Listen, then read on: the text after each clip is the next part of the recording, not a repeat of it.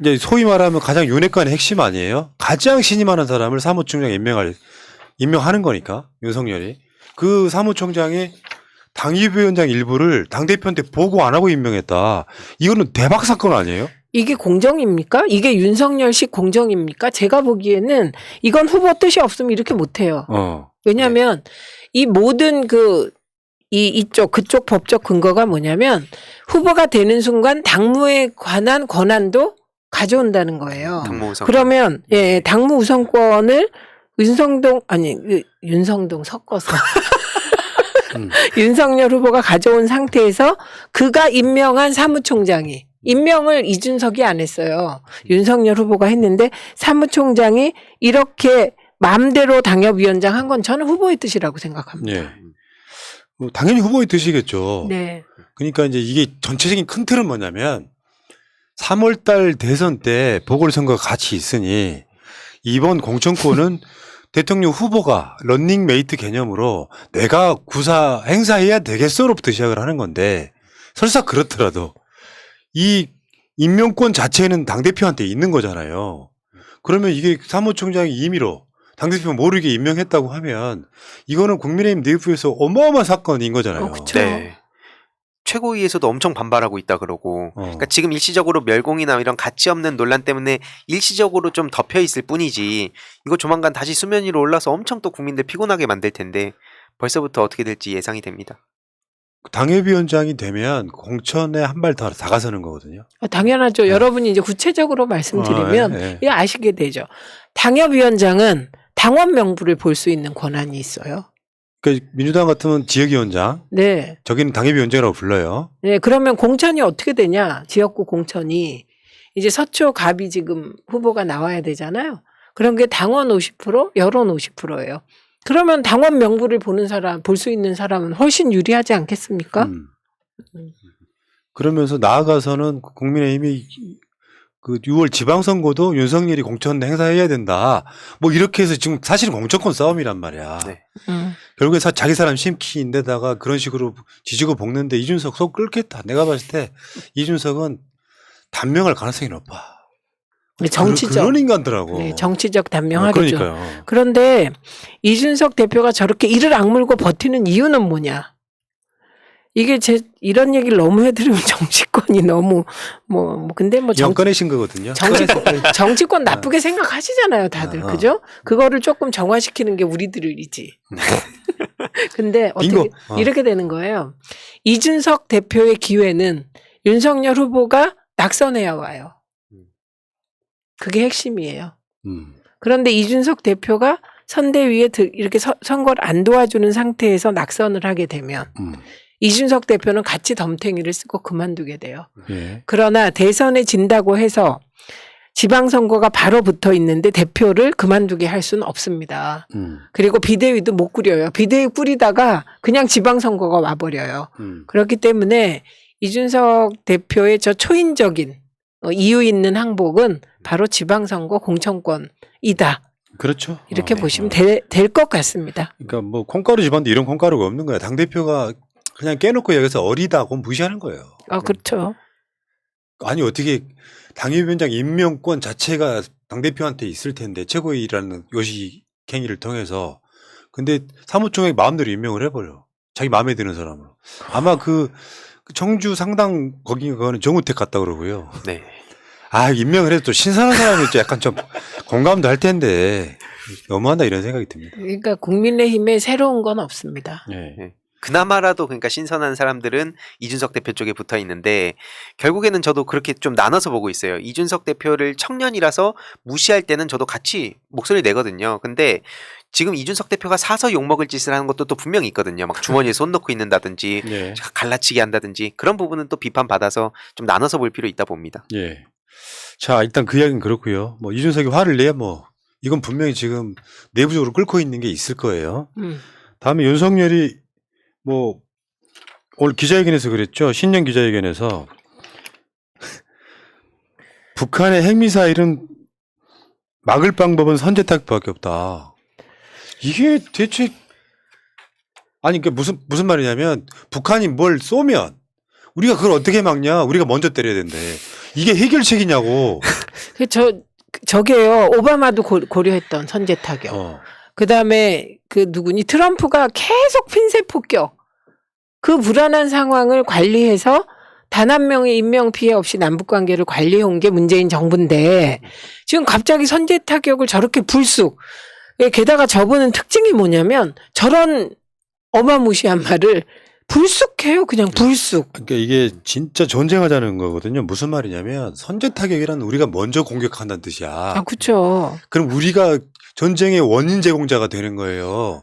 그러니까 그 시점에 뭐가 등장을 해야 되냐면 외교가 등장을 하는 거죠. 그렇죠. 전쟁이 일어나지 않게끔 막는 거. 문 대통령이 했던 거. 네. 근데 지금 저쪽이 도발해오면 어떻게 할 거냐? 선제 타격해야 된다. 이게 말이 막걸려.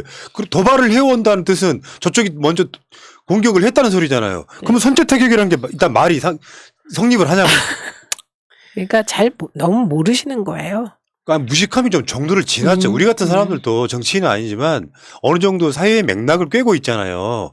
아니 이렇게 대답하는 사람이 어디 있어. 근데 저게 타겟은 명확합니다. 제가 저 얘기 나오고 소위 그 보수 극우 유튜버들 아주 크고 작은 것 쫙 보니까 똘똘 뭉치고 있더라고요. 댓글도 뭐 태극기 총집결 뭐 그런 수준이더라고요. 그래서 지금 저런 행태는 집토끼를 잡아서 안철수의 단일화를 대비하자는 큰 흐름의 연장일 것 같은데 저 발언은 되게 즉흥적으로 나온 것이다 이렇게 봅니다. 예. 자, 근데 윤석열 씨에게 제가 묻고 싶은 게 있습니다. 군대는 다녀오신 거죠? 부동시였어요, 저. 이거 보여드리려고. 군대는 다녀오신 거죠? 진짜, 아이고, 부끄러운 줄을 몰라. 군대 안 갔다 온 게 죄는 아니에요. 안 갈 이유가 있으면 안 가는 거지. 그쵸. 문제는 군대도 안 갔다 온 사람, 예를 들면 멸공 막 이야기하고, 네. 선제 타격 이야기하면요. 필연적으로 그런 사람들은 전쟁이라면 제일 먼저 도망갑니다. 그러니까 지금 이준석 대표를 좋아하는 젊은 층들은 명심해야 되게 특히 남성들은 이 전쟁 국면이 되고 뭐 위기 국면 되면 군대 가서 휴가도 막 잘리고 가장 피해를 볼 사람들이 바로 본인들이거든요. 근데 그럼요. 저런 얘기들이 막 속 시원하다고 그냥 단순히 아니면 뭐 가려운 데 긁어줬다고 거기에 열광하는 것은 그리고 나서 군대 가서 만약에 저런 사람이 대통령 된다면 어떻게 되겠습니까? 그때 가서 네. 뭐 누굴 욕하려고 잘 생각해봐야 됩니다. 맞습니다. 그러니까 아무것도 아닌 것 같지만요. 전쟁이란 자체가 이기고 지고를 떠나서 역사적인 사회적인 전 지구적 불행인 거예요. 최소 수백 명, 수천 명, 수만 명이 죽는다고 생각을 해요. 지금의 현재의 무기는 우리 을지문덕 장군 이기던 시절의 무기가 아니야. 한 번 전쟁 나면 수도 없이 많은 사람이 죽어요. 그 전쟁을 이기겠다는 생각 자체를 버려야 돼. 네. 전쟁은 안 일어나게 만드는 게 일단 최선이에요. 아, 그럼요. 근데 최고의 방법이 있는데 좀 모자란 것들이 꼭 나서갖고 우리가 전쟁에 이길 수 있다 막 이런 이야기를 할 필요가 없는 거예요. 우리가 국방력을 향상시키는 게 전쟁에 이기려고 하는 게 아닙니다. 전쟁의 억지력. 예. 그러니까 전쟁이 안 일어나게 만들기 위해서 네. 국방력을 향상시키는 거예요. 저런 무식한 사람들이 지금 대선 나와가지고 선제 타격이라는 소리를 하면 그리고 전쟁이 나면 대한민국에 군대가 있는 그 젊은 층 다 죽는 거야. 아니 그리고 선제 타격만 아니라 곳곳에 지금 선제 타격이에요. 이분이. 그러니까 노무현 대통령 막 전시 작전권, 그러니까 막 자주국방 외치시고 했을 때, 그리고 지금 문재인 대통령 말할 것도 없고, 이분들이 진정한 보수주의자라고 했다가 오히려 지지자분들한테 옛날에 욕을 좀 먹었었는데, 이 보수 진보의 개념도 다시 바꿀 필요가 있다 생각합니다. 예, 그렇죠. 저 사람들이 무슨 보수입니까? 그래서 한마디로 지금은 정말 가짜습니다. 예. 네. 나는 윤석열 씨한테 백치미를 봐요. 진짜로 백치미를 본다니까. 백치미. 백치미 두 번째. 윤석열이 방역 패스 반대를 외쳤던 이마트 이주자. 방역 패스 대상이 아니야. 규모가 너무 작아요. 너무 작아가지고. 네. 소위 우리가 말하는 800평대가 안 된 거예요. 오, 800평대 이상만 가능한데. 그러니까 뭐 한 거예요?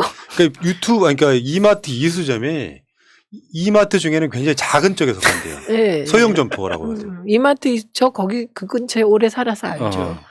와, 그런데 그걸 가지고 뭐 방역 패스 점검하라고 갔다는 국힘은 뭡니까? 그것도 자기 동네도 아니고. 예. 심지어 윤석열 집에 가까운 롯데마트가 그 대상이래.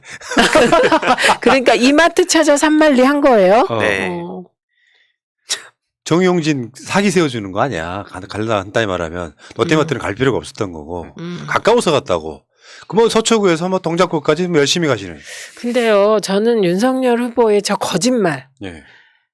좀 그 양심 있는 기자 한 명이 윤석열의 거짓 해명 시리즈를 한번 좀 하시면 좋겠어요. 네. 무슨 멸치 우려내는데 그 조림 멸치를 씁니까?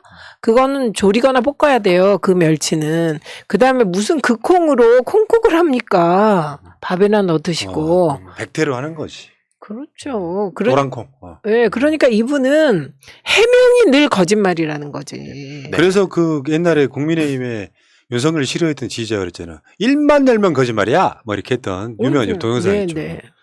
자, 그 백치미가 하나 있었고요. 다음에 세 번째 백치미. 인스타그램에 해시태그 멸치, 해시태그 콩을 올려놓고 나는 해시태그 달아본 적이 없다. 이게 뭡니까 진짜. 그러니까 솔직히 누가 봐도 저 본인이 SNS를 안 한다는 건 다들 네, 추측은 그렇죠. 하고 있지만 그걸 그냥 스스로 얘기를 한 거나 마찬가지라고 보고 해시태그가 뭔지 모르는 거예요. 예, 아예 모르니까. 그러니까 그 샵이 있잖아요. 이 샵에다가 해시태그를 다는 의미가 뭐냐면은 검색이란 뜻이에요. 해시태그가. 그래서 네. 샵하고 최민희를 치면 그게 바로 누르면 그걸 검색해 주는 거야. 네. 그게 해시태그야. 음. 근데 지가 멸치콩 올려놓고 해시태그 달아본 적 없다 그러면 어떡해. 지금 봐봐.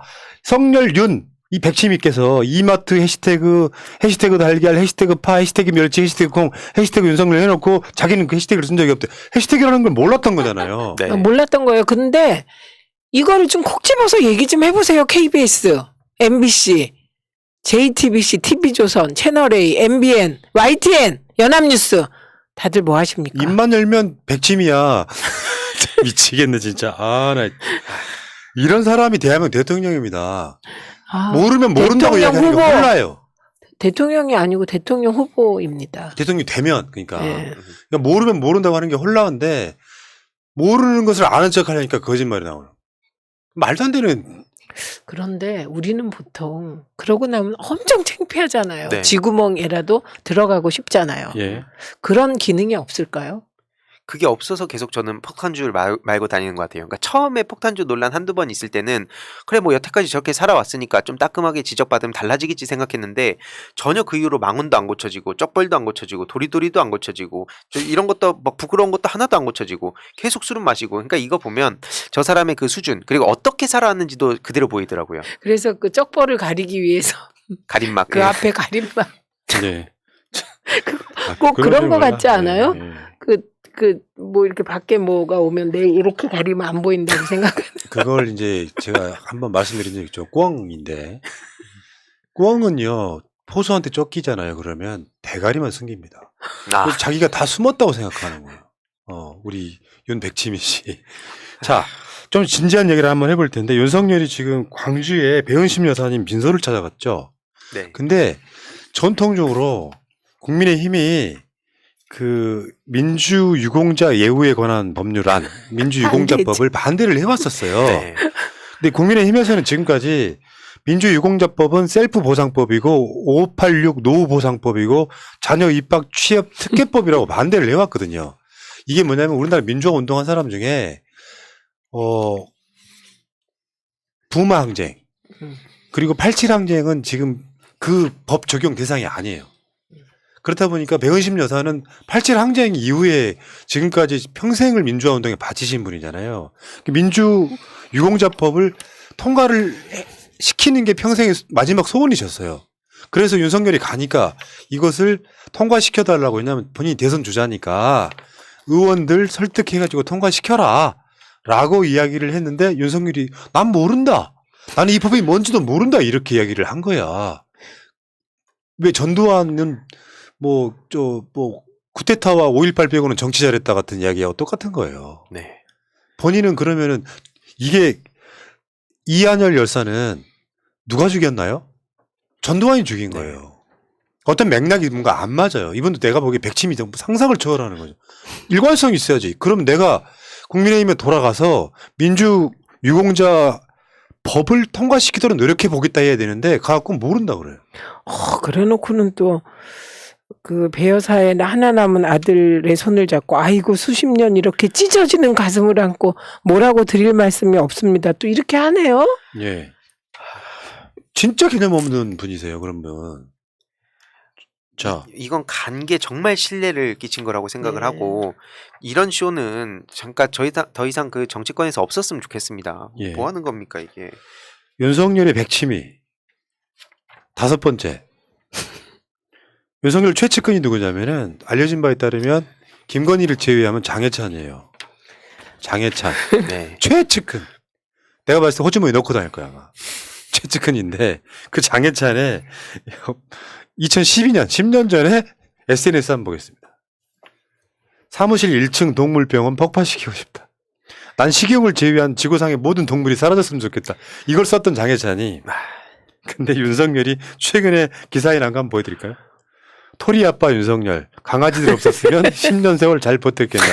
그러니까 동물 이제 그 반려견 반려묘를 키우시는 분들한테 이제 어필하기 위해서 이렇게 표현하는데 뭔가 안 맞잖아요 이거. 안 맞죠. 이상하죠. 장해찬은 극동물 혐오자고 네. 그걸 또 옆에다가 측근을 하고 또 네. 이상하잖아.